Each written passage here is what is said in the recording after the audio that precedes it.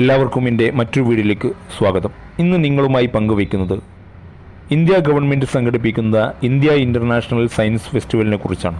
ഇതിൽ ഞാൻ തുടർച്ചയായി ഏകദേശം 6 വർഷത്തോളമായി പല സംസ്ഥാനങ്ങളിലായി പങ്കെടുത്തതുകൊണ്ട് അതിൻ്റെ അനുഭവങ്ങൾ നിങ്ങളുമായി പങ്കുവെച്ച് ഇതിൽ താല്പര്യമുള്ള ആളുകൾക്ക് അപേക്ഷ കൊടുപ്പിക്കാനൊക്കെ വേണ്ടിയിട്ടാണ് ഈ വിഷയം പങ്കുവയ്ക്കുന്നത്. അതായത് നമ്മുടെ നാട്ടിൽ ഒരുപാട് കലയിലും അതുപോലെ ശാസ്ത്രലോകത്തുമൊക്കെ വ്യത്യസ്തമായ കഴിവുള്ള വിവിധ മേഖലകളിലുള്ള ആളുകൾ ഉൾപ്പെടുത്തിക്കൊണ്ട് ഒരു മെഗാ ഫെസ്റ്റിവൽ നടക്കുകയാണ്. ഓരോ സംസ്ഥാനത്താണ് ഓരോ വർഷവും നടക്കുന്നത്. എല്ലാ വർഷവും ഈ പരിപാടി നടന്നുകൊണ്ടിരിക്കുകയാണ്. ഞാൻ ചെന്നൈ മുതൽ പങ്കെടുക്കുന്നുണ്ട് പല പരിപാടികളിലായിട്ട്. അപ്പോൾ അത് നിങ്ങളുമായി പങ്കുവെക്കണം. അതിലേക്ക് അടുത്ത വർഷം മുതൽ നിങ്ങളൊക്കെ ആപ്ലിക്കേഷൻ കൊടുക്കണമെന്നൊക്കെ വിചാരിച്ചുകൊണ്ടാണ് ഈ വിഷയം പങ്കുവയ്ക്കുന്നത്.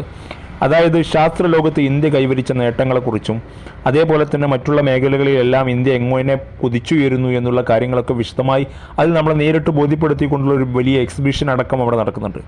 ഇന്ത്യൻ നേവിയുടെയും വ്യോമസേനയുടെയും കരസേനയുടെയും ഒക്കെ വലിയ വലിയ കപ്പലുകൾ, അതുപോലെ തന്നെ അവരുടെ എയറോപ്ലെയിൻ അടക്കമുള്ള ഹെലികോപ്റ്റർ അടക്കമുള്ള അങ്ങനെയുള്ള എല്ലാ സംവിധാനങ്ങളെയും വളരെ കൃത്യമായി അവിടെ പരിചയപ്പെടുത്തുന്നുണ്ട്.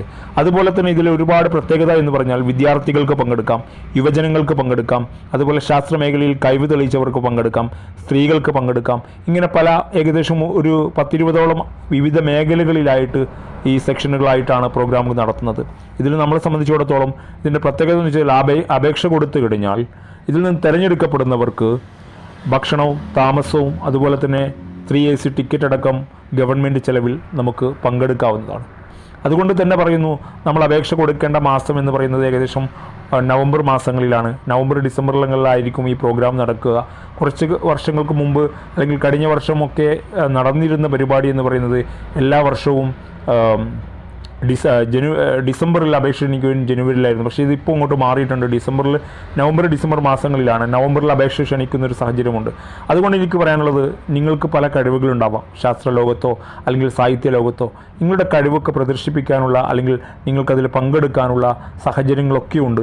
എല്ലാവരും ഇത് ഉപയോഗപ്പെടുത്തണം. കാരണം എൻ്റെ പല സുഹൃത്തുക്കളും ചോദിക്കാറുണ്ട്, നീ മാത്രം ഇങ്ങനെ പരിപാടിയിൽ പങ്കെടുത്താൽ പറയും, ഞങ്ങൾക്കൊക്കെ അവസരം വേണം. ഞാൻ പറയുന്നത് എല്ലാവരും ഇതിൽ പങ്കെടുക്കാൻ വേണ്ടി അപേക്ഷ കൊടുക്കുക. അവരാണ് തിരഞ്ഞെടുക്കപ്പെടുന്നത്. നമ്മൾ കൊടുക്കുന്ന കാര്യങ്ങൾ വളരെ കൃത്യമായി അത് വിശദമായി വിശദീകരിച്ച് രേഖാമൂലം രേഖപ്പെടുത്തിക്കൊണ്ട് കൊടുത്തു കഴിഞ്ഞാൽ ഇതിൽ നമുക്കൊക്കെ പങ്കെടുക്കാവുന്നതാണ്. അതുകൊണ്ട് എല്ലാവരും ഇത് പരമാവധി ഉപയോഗപ്പെടുത്തിക്കൊണ്ട് മറ്റുള്ളവരിലേക്ക് എത്തിക്കുക. കാരണം നാളെയുടെ പ്രതീക്ഷകളായി വളർന്നു വരുന്ന വിദ്യാർത്ഥികൾക്കും അതുപോലെ തന്നെ ശാസ്ത്രലോകത്ത് പുതിയ വിപ്ലവങ്ങൾ സൃഷ്ടിച്ചെടുക്കാൻ പറ്റുന്ന യുവജനങ്ങൾക്ക് വേണ്ടി യങ് സയൻറ്റിസ്റ്റ് മീറ്റും, വനിതകൾക്ക് വേണ്ടി പിന്നെ സ്ത്രീകളുടെ ശാക്തീകരണവുമായി ബന്ധപ്പെട്ട മീറ്റ് നടക്കുന്നുണ്ട്. അതുപോലെ MLA-മാർക്കും MP-മാർക്കും അതുപോലെയുള്ള പ്രമുഖരായ ആളുകൾക്ക് വേറൊരു സെക്ഷനുണ്ട്. ഇങ്ങനെ ഒരുപാട് മേഖലകൾ അവിടെ ക്രോഡീകരിക്കപ്പെട്ടുകൊണ്ടാണ് പരിപാടികൾ നടത്തുന്നത്. അതുകൊണ്ട് എല്ലാവരും ഇതുപോലെയുള്ള പരിപാടികളിലൊക്കെ പങ്കെടുക്കാൻ ശ്രമിക്കുക. കൂടുതൽ അറിവുകൾ നമ്മുടെ ജീവിതത്തിൽ ഒരുപാട് വഴിത്തിരിവുകൾ ഉണ്ടാക്കും, ഒരുപാട് എക്സ്പീരിയൻസുകൾ ഉണ്ടാക്കും, ഒരുപാട് മാറ്റങ്ങൾ സൃഷ്ടിച്ചെടുക്കാൻ പറ്റും. ഇങ്ങനെയുള്ളൊരു സംവിധാനമാണ് ഇന്ത്യ ഇൻ്റർനാഷണൽ സയൻസ് ഫെസ്റ്റിവൽ. നമ്മുടെ രാജ്യത്തിൻ്റെ വിവിധ സംസ്കാരങ്ങളും പൈതൃകങ്ങളും ഒന്നിച്ചു ചേരുന്ന ഒരു സംഗമം. ഞങ്ങൾ ആസാമിലേക്കാണ് ഈ വർഷത്തെ പരിപാടിയിൽ പങ്കെടുക്കാൻ പോയത്. ബ്രഹ്മപുത്ര നദിയുടെ തീരത്ത് ചുറ്റപ്പെട്ടിരിക്കുന്ന ആസാമിലെ IIT-യിലാണ് ഞങ്ങൾ ഈ പ്രോഗ്രാമിൽ പങ്കെടുക്കാൻ പോയത്.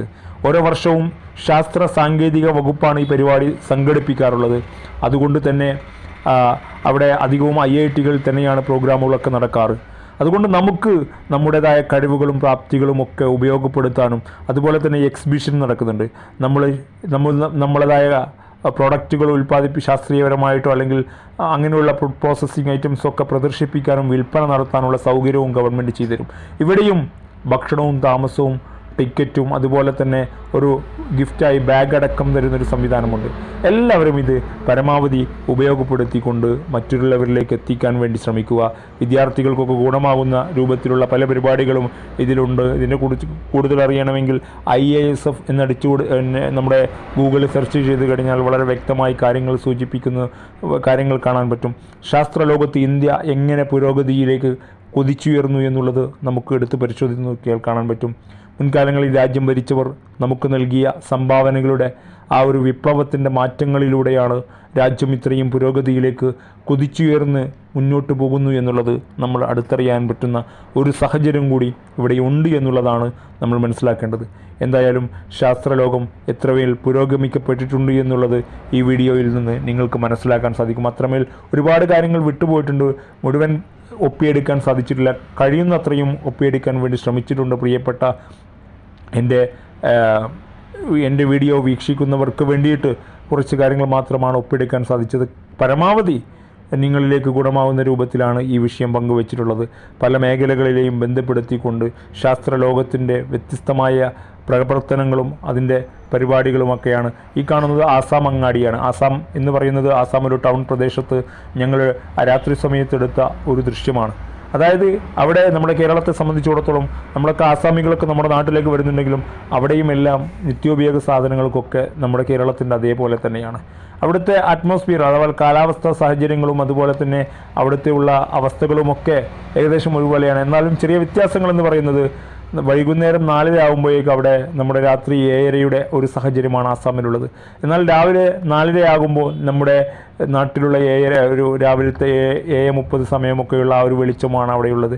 അങ്ങനെയുള്ള ചെറിയ മാറ്റങ്ങളൊന്നും ഒഴികെ ബാക്കിയെല്ലാം നമ്മുടെ കേരളമാണെന്ന് പോലും തോന്നിപ്പോകുന്ന രൂപത്തിൽ തന്നെയാണ് അവിടെയൊക്കെ ഉള്ളത്. പക്ഷേ ചില കാര്യങ്ങളിൽ അവരുടെ സാഹചര്യങ്ങളിൽ ചില വ്യത്യാസങ്ങളുണ്ട് എന്നുള്ളത് എടുത്തൊഴിഞ്ഞാൽ അവിടെ ഇപ്പം നമ്മൾ അവിടെയുള്ള ഭക്ഷണ സാധനങ്ങൾ ഇപ്പോൾ അന്വേഷിച്ചപ്പോൾ ഏകദേശം നമ്മുടെ കേരളത്തിൻ്റെ അതേ വിലയാണ് പല ഭക്ഷണ സാധനങ്ങളും ഞങ്ങൾ അന്വേഷിച്ചപ്പോൾ മനസ്സിലാക്കാൻ സാധിച്ചത്. ഇങ്ങനെ ഒരുപാട് കാര്യങ്ങൾ അവിടെയുണ്ട് എന്നുള്ളതാണ് നമ്മൾ മനസ്സിലാക്കുന്നത്.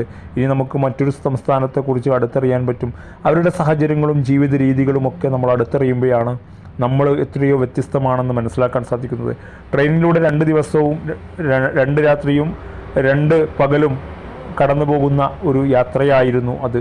ഏതായാലും ഒരുപാട് സന്തോഷം നൽകിയ യാത്രയായിരുന്നു എങ്കിലും ചില കാര്യങ്ങൾ നിങ്ങളുമായി തുറന്നു പറയണമെന്ന് ആഗ്രഹിക്കുകയാണ്. നിങ്ങൾ ദീർഘദൂര യാത്ര ചെയ്യുന്നുണ്ട് എങ്കിൽ ഒരിക്കലും റെയിൽവേ കാറ്റഗറി ഫുഡ് പരമാവധി ഉപയോഗിക്കണമെന്ന് പറയുന്നുണ്ടെങ്കിലും എന്നെ സംബന്ധിച്ചിടത്തോളം ഞാൻ പറയും അത്ര സന്തോഷകരമല്ലായിരുന്നു. കാരണം റെയിൽവേ സ്റ്റേഷനിൽ നിന്ന് ലഭിക്കുന്ന ഫുഡിനേക്കാൾ അത്ര വലിയ മെച്ചമൊന്നുമല്ല. റെയിൽവേ സ്റ്റേഷനിൽ നല്ല ഫുഡുകൾ ചൂടോടുകൂടി ആ സമയത്ത് അവർ ഉണ്ടാക്കി കൊണ്ടുവന്ന ഫുഡുകളുണ്ട്. നല്ല ഫ്രഷ് മീനടക്കം ലഭ്യമായിട്ടുണ്ട്. പക്ഷേ റെയിൽവേയിൽ അത് വരുമ്പോൾ ഇരട്ടി വിലയാകുകയും അതുപോലെ തന്നെ വലിയ രുചികരമൊന്നുമല്ലാത്തൊരു സാഹചര്യമാണ് ഉണ്ടായിട്ടുള്ളത്. ഇങ്ങനെയുള്ള കുറേ പ്രശ്നങ്ങളുണ്ട്. എന്തായാലും ഈ വീഡിയോയിൽ വിശദമായിട്ട് പറയാനുള്ള ദൈർഘ്യമില്ലാത്തതുകൊണ്ട് ഇത് പ്രോഗ്രാം നടക്കുന്ന വേദിയിൽ നിന്ന് തത്സമയമെടുത്ത ഒരു ദൃശ്യത്തിൻ്റെ ഒരു വീഡിയോയുടെ ഭാഗമാണിത്. അതായത് അവിടെ വിവിധ മത്സരങ്ങളിൽ പങ്കെടുത്ത വിജയികൾക്കുള്ള സമ്മാന വിതരണം നടത്തുന്നതിൻ്റെ ദൃശ്യങ്ങളും അതിൻ്റെ പ്രവർത്തനങ്ങളുമൊക്കെയാണ് ഇപ്പോൾ നിങ്ങൾ കണ്ടുകൊണ്ടിരിക്കുന്നത്. ഇങ്ങനെ ഒരുപാട് കാര്യങ്ങൾ അവിടെയുണ്ട്. എന്തായാലും എല്ലാവർക്കും